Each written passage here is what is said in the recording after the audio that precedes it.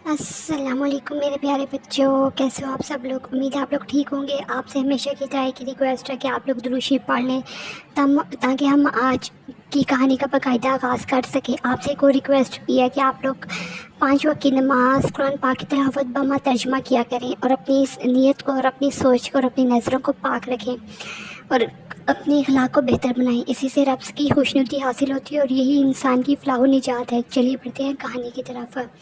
کہانی شروع ہوتی ہے انڈیا کے خوبصورت گاؤں جام نگر سے، جہاں ایک خوبصورت پریوار رہتا تھا جس میں ایک ساس اور اس کی 2 بہویں تھیں اور آگے سے ان کے بچے تھے۔ گھر میں کوئی مرد نہیں تھا کیونکہ سب مرد ودیش کمانے گئے ہوئے تھے، یعنی باہر ملک کمانے گئے ہوئے تھے۔ یہ پریوار بہت غریب تھا۔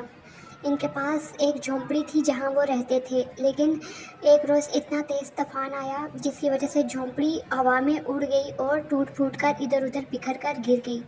یہ لوگ بہت پریشان تھے اور رونے لگے کہ ان کے پاس تو کوئی ٹھکانہ نہیں رہا۔ پھر یہ اللہ سے مدد مانگنے لگے۔ ان کے ذہن میں ایک آئیڈیا آیا۔ انہوں نے پرانے ٹنکیاں دیکھیں، پلاسٹک کی ٹنکیاں جو ہوتی ہیں نا، جس میں پانی بھرتے ہیں، جو پھٹ جاتی ہیں، پھر لوگ ان کو اٹھا کر باہر کچرے میں پھینک دیتے ہیں۔ انہوں نے وہ ٹنکیاں لائیں اور ان کی مرمت کی اور ان کو ٹھیک ٹھاک کیا، ان کو صاف کیا اور ان میں بڑا سا ایک سوراخ کر لیا۔ 3 ٹنکیاں لائیں، 2 ٹنکیوں میں کمرے بنائے اور ایک چھوٹی ٹنکی تھی۔ وہ سوچ رہے تھے کہ اس ٹنکی کا کیا کریں۔ پھر انہوں نے اس کو فریج میں بدل دیا۔ چھوٹی ٹنکی میں یہ لوگ سبزیاں، انڈے اور دیگر کھانے پینے کی چیزیں رکھتے، جبکہ باقی دونوں ٹنکیوں میں ایک ایک کمرہ تھا۔ ایک کمرے میں بچے سوتے، دوسرے کمرے میں بہویں اور ساس سوتی۔ یہ پریوار اللہ کا شکر ادا کرنے لگا کہ ان کے رہنے کا ٹھکانہ مل گیا۔ اب جب بھی بارش ہوتی تو ان کی ٹنکیاں نہیں ہلتی، کیونکہ ٹنکیاں بہت وزنی تھیں اور ہلتی نہیں تھیں، جھونپڑی سے زیادہ محفوظ تھیں۔ انہوں نے ٹنکیوں کے بیچ میں سے کاٹ کر بڑا سا سوراخ کر لیا جہاں سے وہ اندر جاتے اور باہر نکلتے۔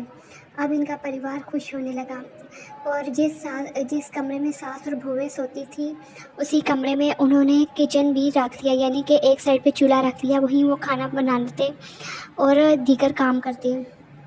کپڑے انہوں نے باہر درخت پر 2 درختوں کے درمیان تار لگا کر وہاں پر کپڑے دھوتے اور وہاں پر سکھاتے۔ اب وہ بہت خوش ہو گئے اور اپنی مزے سے زندگی گزارنے لگے۔ ان کے گھر کے مرد باہر ودیش میں کمانے گئے ہوئے تھے اور وہ وہاں پر محنت کر رہے تھے تاکہ ان کا پریوار اچھی زندگی جی سکے۔ وہ بھی وہاں پر بہت محنت کر رہے تھے تاکہ وہ اتنا پیسہ جمع کر سکیں جس سے وہ ایک چھوٹا سا مکان خرید سکیں جہاں پر ان کا پریوار خوش رہ سکے، اور یہ پریوار یہاں پر بہت خوش تھا۔ پھر ودیش سے مرد آئے، انہوں نے کمائی لائی اور پھر انہوں نے ایک گھر خریدا، اور یہاں پر اس خوبصورت سی کہانی کا اختتام ہوا۔ شکریہ۔